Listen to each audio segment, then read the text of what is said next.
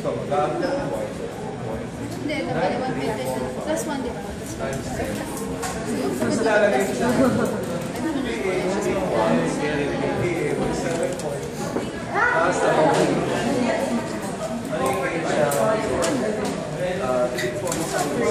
Ma'am San Sebastian. Upload pa. Ba't may group? Ay, shortlist nga po. Doon ko na lang ulit i-upload.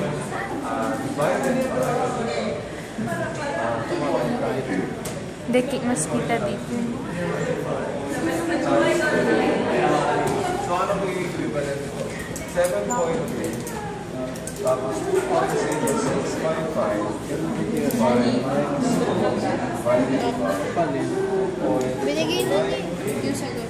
4.5. Yung solution. Tapos na lang minus 0.5. Number 3. So, i-add mo siya sa 7.7.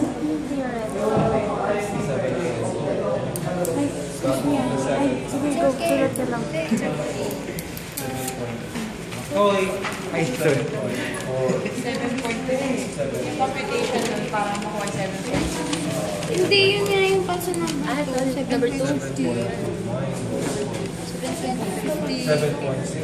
So, mali pa lang. 7.05.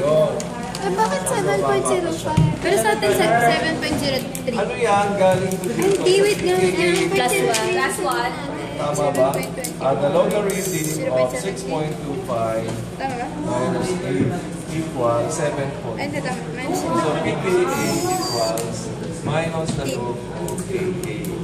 So, minus the Tama nga logarithm tayo. 6.2 times 7. This is minus 7. 7. So, ito yung 7. So, mali pala yung computation. Tuwin siya.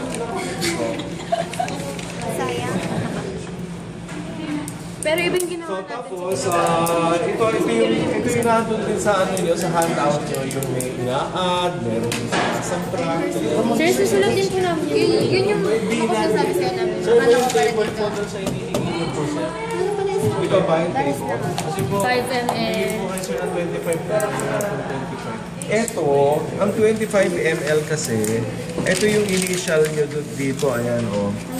Transfer 25 ml of the buffer using a volumetric pipette to separate 100 ml plus. Ito yung buffer. 25 ml of the buffer. pH 7. No. Ay, tama. 7.4 pa rin. Mali Is mixed with 5 ml, 0.2 molar HCl. So dito, ang nakalagay dito, ito, meron kang buffer dito. 7.4 yun.